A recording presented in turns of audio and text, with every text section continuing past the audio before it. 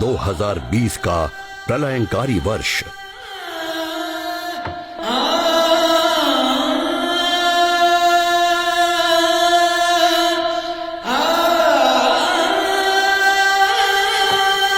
देश की शाहराहें चित्कार उठी हैं मेहनत कश मजदूरों के लहूलुहान कदमों की आहट पाकर।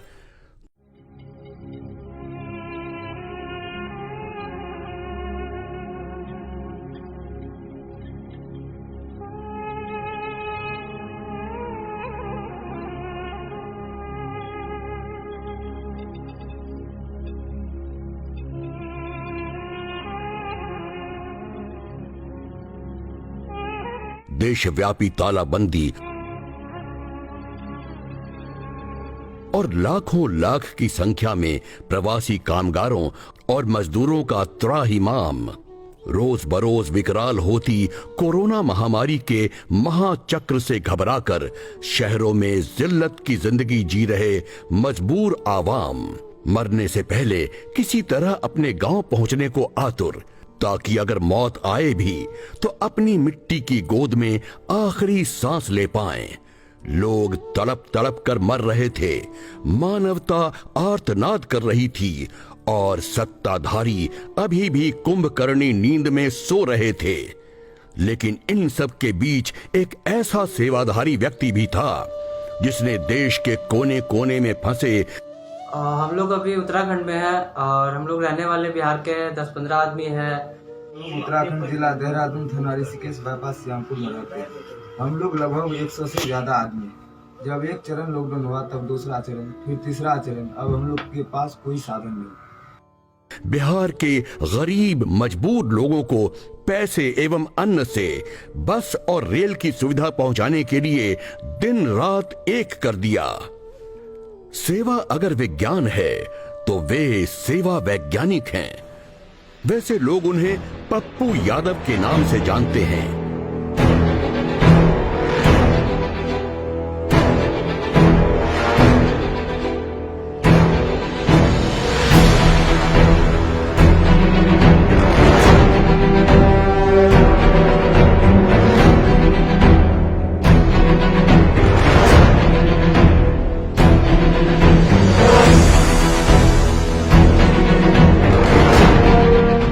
देशव्यापी लॉकडाउन घोषित होते ही पप्पू यादव ने तात्कालिक तौर पर स्पेशल टास्क फोर्स का गठन कर दिया।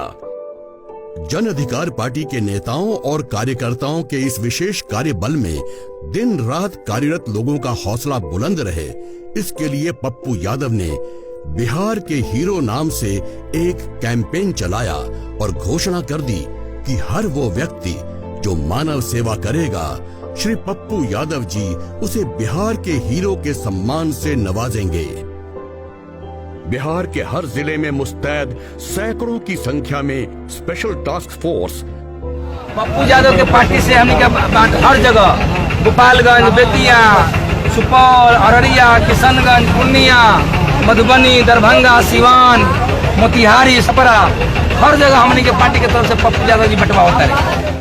पप्पू यादव के नेतृत्व में अगले 72 दिनों तक लगातार मानव सेवा करती रही।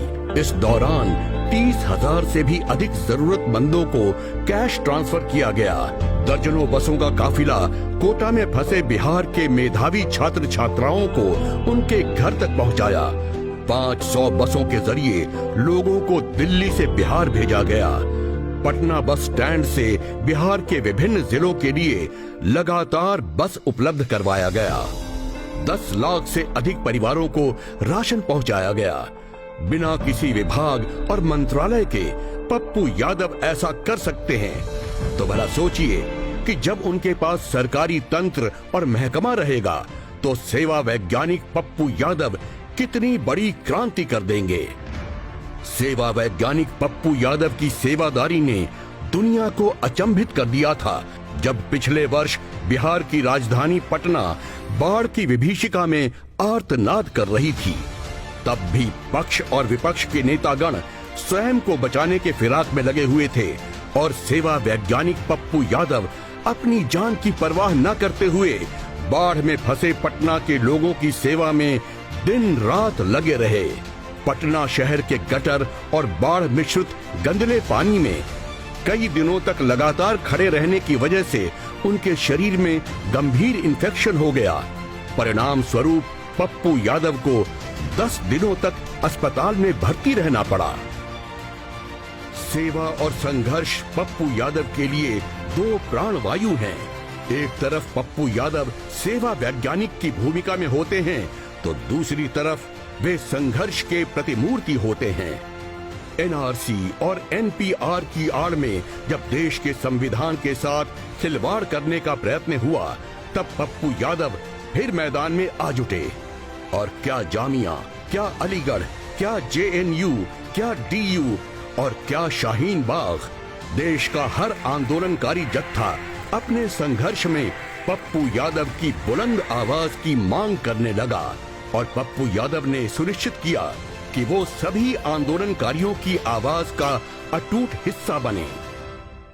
सेवा और संघर्ष से पप्पू यादव का रिश्ता बचपन से ही चला आ रहा है।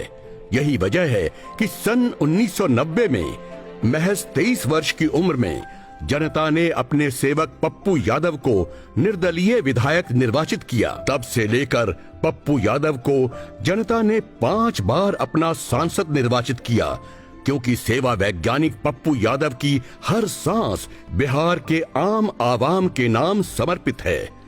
प्रतिदिन 18 घंटे के हिसाब से साल के 365 दिन जनता के बीच रहने वाले सेवा वैज्ञानिक पप्पू यादव ने एसएससी, यूपीएससी, दारोगा बहाली, नियोजित और संविदा कर्मचारियों, मानव बल, टीटी, बीएड, आशा, आंगनबाड़ी, मेडिकल माफिया के खिलाफ, एजुकेशन माफिया के खिलाफ हर वो सवाल जो मानव के मुस्कुराहट का मार्ग प्रशस्त करे, हर वो सवाल जो बुराई को मिटाता हो, पप्पू यादव ने ऐसे हर सवाल को लेकर सड़क से संसद तक लड़ाई लड़ी है।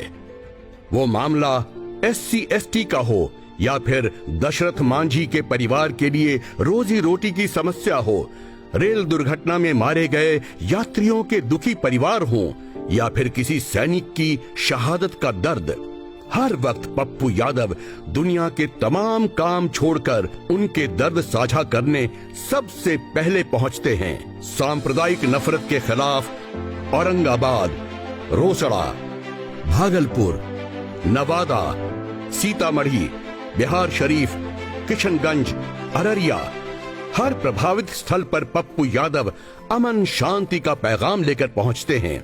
और जब जब प्रवासी बिहारियों पर किसी भी प्रदेश में जुल्म हुआ तो तत्काल वहां पहुंचकर अपने प्रवासी बिहारी भाइयों की सुरक्षा के लिए सिर पर कफन बांधकर पहुंच जाते हैं।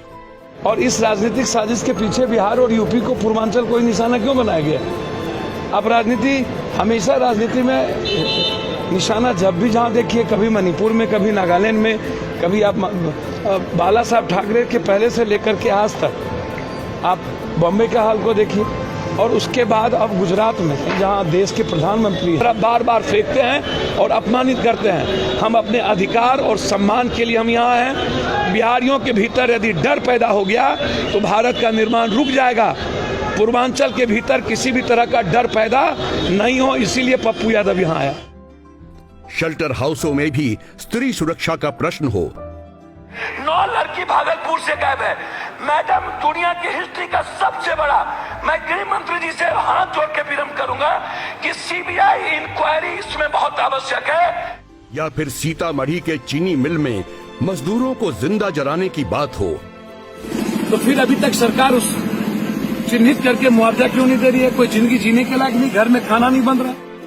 या फिर अपराध के खिलाफ पटना से बाढ़ की पद यात्रा हो, या बेटियों की सुरक्षा के सवाल पर मधुबनी से पटना की यात्रा करनी पड़ी हो, विकास के सवाल पर बहादुरगंज से किशनगंज की पद यात्रा हो, बाढ़ हो, तूफान हो, अगलगी हो, सड़क दुर्घटना हो या कोई भी अन्य हादसा, दुनिया का अकेला नेता है पप्पू यादव, जो पीड़ितों के आंसू सूखने से पहले ही उन आंसुओं को पोंछने पहुंच जाता है, कभी भाई बनकर तो कभी बेटा बनकर। पप्पू यादव का संघर्ष और सेवा जारी रहा जनता के लिए। हमारी बेटी है बेटी की शादी में हमारे तरफ से पार्टी की तरफ से 2 लाख रुपए मिलते हैं। आप लगाइए। कोरोना महामारी ने विकास के दावों की पोल खोल दी, जब लाखों लाख की संख्या में पढ़ाई और कमाई के लिए अपने परिवार से दूर देश के विभिन्न कोनों से प्रवासी बिहारी अपने घर वापस जाने के लिए जद्दोजहद करते दिखे।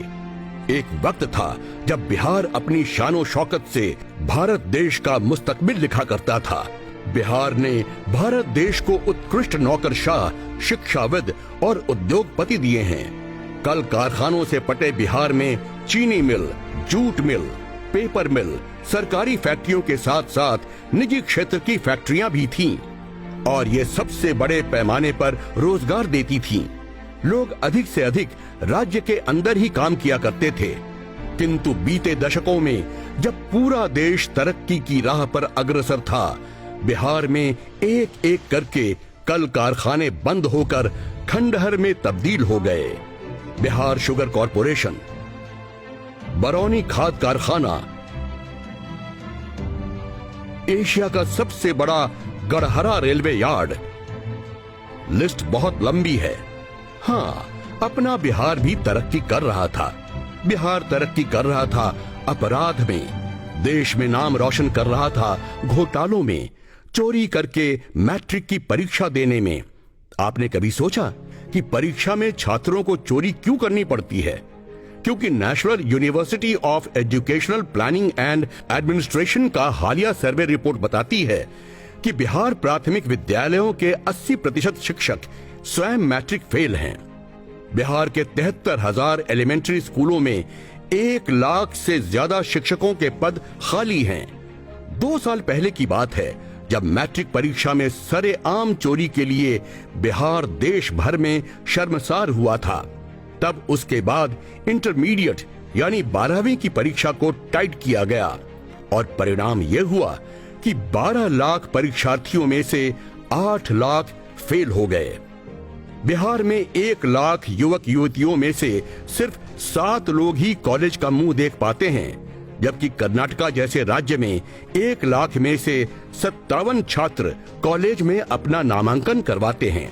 मानव संसाधन मंत्रालय के दिशा निर्देश के तहत नेशनल इंस्टीट्यूट रैंकिंग फ्रेमवर्क के द्वारा चयनित देश के सर्वश्रेष्ठ 100 महाविद्यालयों और विश्वविद्यालयों की फहरिस्त में बिहार सरकार का एक भी संस्थान शामिल नहीं है। देश के टॉप 40 मेडिकल कॉलेजों में से एक भी बिहार में नहीं है। बिहार टॉप करता है गरीबी में,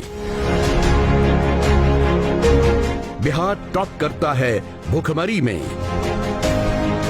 बिहार टॉप करता है अपराध में, बिहार टॉप करता है अस्पतालों में मरने वाले बच्चों की संख्या में।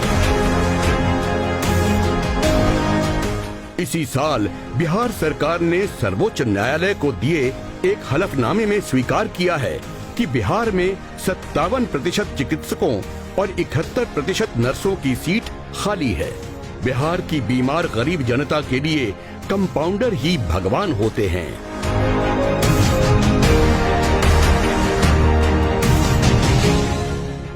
स्वास्थ्य, शिक्षा, रोजगार और सामाजिक न्याय की व्यवस्था में ढांचागत सुधार के लिए सेवा वैज्ञानिक पप्पू यादव ने सरकार के विरुद्ध लगातार संघर्ष किया और जब उन्होंने देखा कि बिहार के सियासतदानों को बिहार की कोई चिंता नहीं है, तो उन्होंने नया बिहार बनाने का संकल्प लिया। फलस्वरूप एक नए राजनीतिक मंच का आगाज हुआ, जन अधिकार पार्टी। पप्पू यादव और उनकी पार्टी बिहार में उपलब्ध संसाधनों का उपयोग करते हुए एक क्रांतिकारी परिवर्तन लाना चाहती है। इसकी लड़ाई चरणबद्ध होगी और बिहार आवाज देगा और आने वाले समय में बिहार पूरे हिंदुस्तान को एक रास्ता दिखाएगा। यह मैं आपको वचन देता हूं। पप्पू यादव लगातार मांग करते रहे हैं कि प्रत्येक सरकारी अधिकारी और उसके परिवार का इलाज और उसके बच्चों की शिक्षा निश्चित रूप से सरकारी संस्थानों में ही हो। इसके लिए उन्होंने एक समान शिक्षा, एक समान स्वास्थ्य सेवा और एक समान न्याय का नारा दिया। बिहार को भारत का एजुकेशन हब बनाया जा सकता है, कृषि आधारित उद्योगों का सबसे बड़ा केंद्र बन सकता है। फहरिस्त बहुत लंबी है, इसीलिए उन्होंने बिहार के आवाम के साथ अपना प्रतिज्ञा पत्र साझा किया है, जिसमें उन्होंने विस्तार से सुनहरे बिहार के भविष्य के परिदृश्य को रेखांकित किया है। आगामी विधानसभा चुनाव में पप्पू यादव के नेतृत्व में जन अधिकार पार्टी एक नई इबारत लिखने की तैयारी में जुटी है। निर्णय आपको करना है कि आपको सत्ताधारी चाहिए या सेवाधारी। कंप्लीट ऑपो जो यहाँ पर बड़ी रूप में है, हम लोगों ने उसका विरोध किया है। No China, no Chinese.